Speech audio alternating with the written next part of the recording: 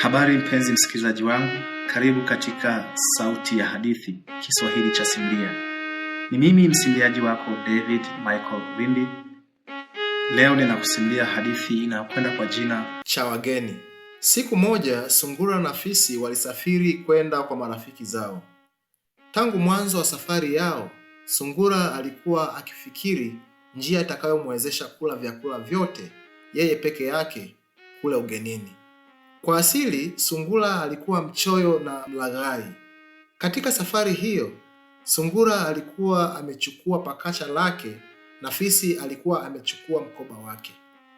Ndani ya pakacha mlikuwa na karanga na katika mkoba mlikuwa na mihogo na madawa. Njiani walipata njaa na wakatafuna mihogo yote. Kisha Sungura akawa anakula karanga peke yake. Fisi alipotaka kula karanga, Sungura akamwambia, "Karanga hizi zina sumu. Mimi nimekunywa dawa ya kuzuia sumu hiyo ili nisizurike. Wewe je?" Kwa kuwa Fisi hakuwa na habari ya dawa hiyo, hakuwa na jibu.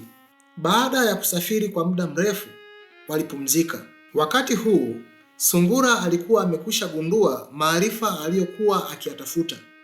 Akaanza kwa kusema, "Rafiki yangu." Fisi akajibu, "Naam, nasikia." Sungura akasema, "Siku hizi mimi ni mkubwa.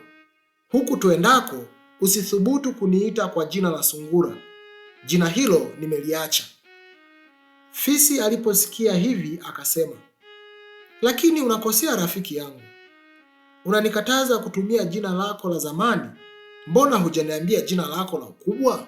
Sungura akasema, "Jina langu la ukubwa ni cha Wageni. Usiniite kwa jina lingine."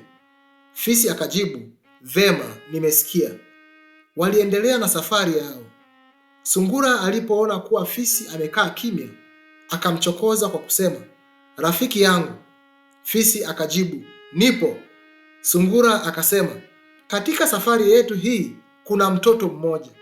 Fisi akahamaki, akauliza, "Ni nani?"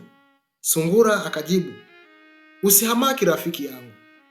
Ungalikuwa mkubwa, ungalichagua jina la ukubwa." Fisi akasema, "Ni kweli rafiki yangu, lakini sina ujuzi wa kuchagua majina mapya. Nichagulie wewe." Sungura akasema, "Unanipa madaraka hayo?" Fisi akasema, "Ninakupa." Sungura akasema, "Tangu sasa jina lako litakuwa cha wote." Fisi akauliza, "Je, siwezi kuwa na majina mawili? Tafadhali nichagulie la pili." Sungura akasema, "Inawezekana kuwa na majina mawili, lakini watu wengi watafikiria vibaya. Watafikiri kuwa wewe ni mwizi." Aliposikia hayo, Fisi akajibu, "Kama ni hivyo, basi sitaki kuwa na jina la pili. Ninafikiri jina hili la cha wote litanifaa." Sungura akajibu, "Tena rafiki yangu, kumbuka ya kuwa haraka haraka haina baraka. Usifanye haraka ya kuchagua jina la pili. Lijaribu kwanza jina hili moja, na lisipokufaa utakuwa na hiari ya kuchagua jina la pili." Fisi akajibu, "Hapo umesema kweli. Nitaona jina hili la cha wote litaniletea bahati gani." Jua lilipoanza kuzama, Sungura na Fisi walifika kwa wenyeji wao. Walipokelewa vizuri sana. Bila kuchelewa, walitayarishiwa chakula kikawekwa ndani. Mwenyeji wao akawaambia, "Karibuni chakula." Wakati huo huo, mtoto alikuwa akililia kwenda kula chakula kile walichokuwa wamewekewa wageni. Mama yake akamwambia, "Chakula cha wageni huwezi kula mwanangu, usitutie aibu." Sungura aliposikia maneno hayo, alimnong'oneza Fisi akasema, "Unasikia chakula kilichopo ndani ni changu?" Fisi ambaye wakati huu alikuwa ameshikwa na njaa aliuliza, "Lakini kwa nini chakula chote kiwe chako peke yako?" Sungura akajibu, "Hukusikia akiambiwa yule mtoto kuwa chakula hicho ni cha wageni? Nani mwenye jina hilo kati yetu?" Fisi akajibu, "Ni wewe." Sungura akajibu, "Basi, haifai tubishanie mipango tunayowekewa na wenyeji wetu hapa. Bila shaka wewe wanakuona na haikosi watakutayarishia chakula chako. Hata mimi nikisikia kuwa ni chakula cha wote, sithubutu kwenda kula. Fisi akajibu kwa unyonge, vema, nenda ukapate haki yako. Sungura akaenda akala chakula chote peke yake. Wenyeji wao hawakujua sababu iliyomfanya fisi asile. Hata hivyo, hawakutaka kuingilia mambo yasiyowahusu, wakanyamaza. Usiku ulipoingia, walikwenda kulala. Fisi hakupata usingizi kabisa. Usiku wa manane alimwamsha sungura akasema, rafiki yangu, na mimi nimekata shauri kuchukua jina la Chawageni. Sungura akahamaki akasema, sasa hutafuti jina, unatafuta matata. Huoni ya kuwa utawahangaisha wenyeji wetu watakapomtaka mmoja wetu? Fisi akajibu, kama ni hivyo basi wewe chukua jina langu kutoka sasa uwe cha wote, na mimi nitachukua jina lako kutokea sasa nitaitwa Chawageni. Sungura akasema, siwezi kubadili jina langu kwa ghafla. Fisi akauliza, kwa nini? Sungura akajibu, kwa sababu jina langu la Chawageni linajulikana ulimwenguni kote. Barua zangu zote huletwa kwa jina hili.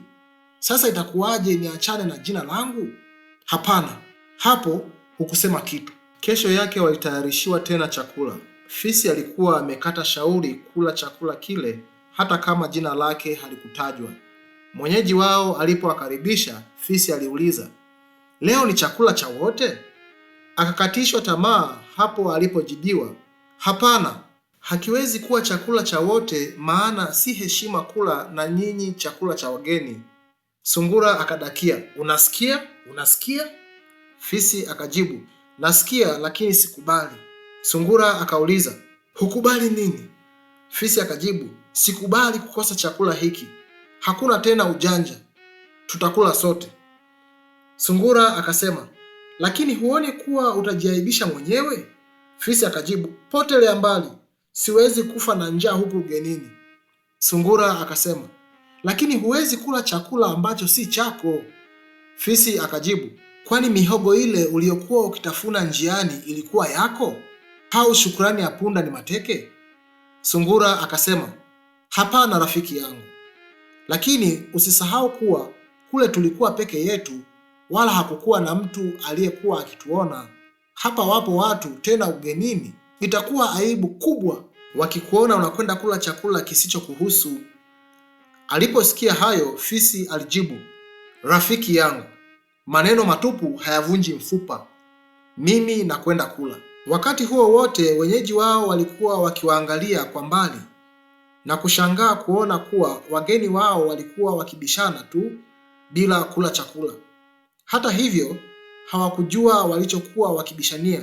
Kutahamaki, sungura akaokota ukuni na kumpiga fisi. Naye fisi alichukua kiti alichokuwa amekalia akampiga nacho sungura. Waliendelea kupigana huku wakitupiana maneno. Wenyeji wao wakaja kuwaamua. Walipotulia kidogo, fisi alianika juani kila kitu. Aliwaeleza hila za sungura toka mwanzo wa safari hadi wakati ule. Wenyeji wao walimhurumia sana fisi, wakampa kile chakula. Walichukizwa na vitendo vya sungura, hivyo wakamfukuza.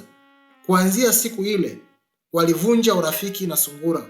Waliendelea kuwa marafiki na fisi. Ama kweli mchoyo hana rafiki.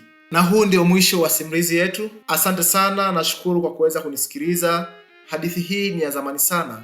Waweza kuniandikia pale kwenye sehemu ya comment kuwa imekukumbusha nini na imekukumbusha rafiki gani ambaye ulikuwa unapenda kusoma naye hadithi hii. Pia waweza kuniambia unasikiliza kutokea wapi. Samahani, naomba unisaidie kusubscribe, comment, kulike na kushare na kuendelea kufuatilia simulizi zingine. Ni wako David Michael Wimbi, na kupenda sana. Mungu akubariki. Asante.